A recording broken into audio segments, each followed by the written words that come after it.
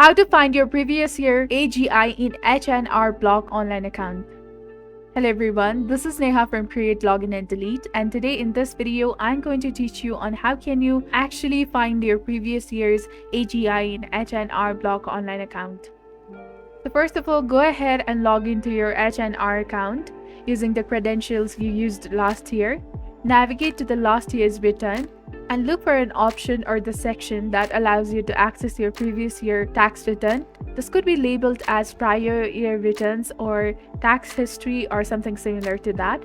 Once you access your previous year's return, find the section that displays your adjusted gross income AGI.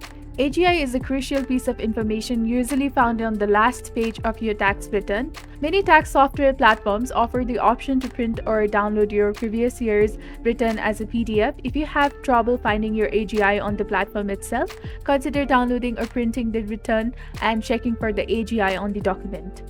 If you are unable to locate your AGI with the platform, consider reaching out to H&R Block's customer support.